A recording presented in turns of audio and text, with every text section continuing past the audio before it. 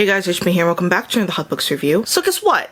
I didn't know this, but for those of you who have watched my Chamber of Secrets review, I have used a cup that I got at Universal Studios. It's a Hogwarts Cup, and this is what it looks like. This is what it says at the bottom. I don't know if you guys can see that, but basically it says, not suitable for microwave and dishwasher due to heat reactive special effects. I guess in my tiny brain, I didn't understand what special effects meant. This is what the cup looks like when it's cold. Nothing is on it. This thing right here, you see, that's black. The last time I used it, there was words that appeared, and I was like, maybe I'm just hallucinating. Maybe I'm just seeing things. Because apparently special effects doesn't mean anything in my head. We're gonna do this together, because I'm sure you guys want to see it just as much as I do.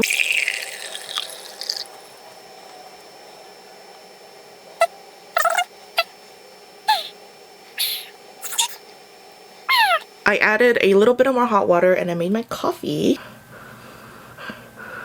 Today we're going to be talking about the third book in the series, which is called Harry Potter and the Prisoner of Azkaban by J.K. Rowling. Before we get into the review, I would like to admit that I watched the movie first, and I was not a big fan of it. I was very confused on what the hell was happening, therefore resulting in me not really liking it. I had a lot of questions, and then I read it, and then things cleared up, so we're all good now. But I do have a love and hate relationship with this one. And let me go into details on why. For the cover, we are going to be giving it a 2.5 out of 5. Love the hippogriff, but correct me if I'm wrong, is that Ginny next to Harry? I'll understand if Ginny came out on the cover of Chamber of Secrets, but in this one, more than Ginny, I feel like Hermione played a much more significant role than Ginny did. So unless I missed somewhere in Hermione's description that she is also a redhead, that can't be her, right? Moving on with the plot, Harry is now a third year in Hogwarts and he has plenty to worry about. A prisoner named Sirius Black, who was in Azkaban for 12 years, escapes, and rumor has it that he is after Harry to finish the job that Voldemort could not finish himself. Not only is Harry on tight watch, but he is also being pursued by a death omens. Hogwarts is currently surrounded by soulless dementors to protect Harry from Black, but instead of keeping a safe distance, Harry is terrified of them, so he turns to the new dark arts teacher for help.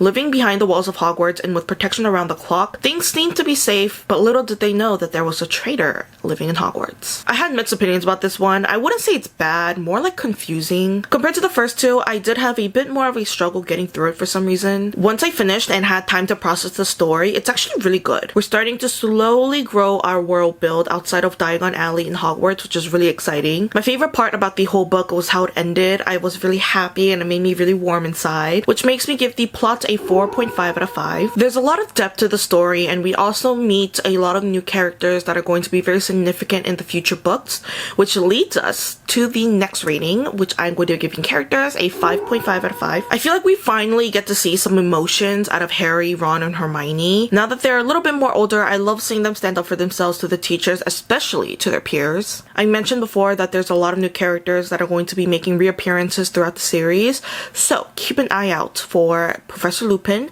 Sirius Black, and Wormtail. Overall, this one gets a 9.5 out of 10. In the beginning, I really wasn't a big fan of it, but as I thought about it more, the storyline is actually quite genius. I really try not to mention movie adaptations with these reviews, but I just have to say that I think the movie is what really made me not like it in the beginning. So if you're like me and you were not a big fan of the third movie, then I suggest you read it because it has a lot more details and you just understand it a lot better. I promise most of your questions, if not all, will be answered in the reading. It just gives you a lot more clarity, and I find it to be a lot more fun and adventurous. Each book gets more magical and a lot more adventurous, which is very exciting. That was it for my review of Harry Potter and the Prisoner of Azkaban, which is the third book from the Harry Potter series. In the end, I did end up liking this book. It's not my favorite, but it was still really good, and if you made it this far, don't stop. Do not stop now. So that was it for this video. Thank you guys so much for watching. Make sure to like and subscribe, leave a comment down below. I make sure to do some of them, and I'll see you guys next time with HB. Bye! Take it to the club.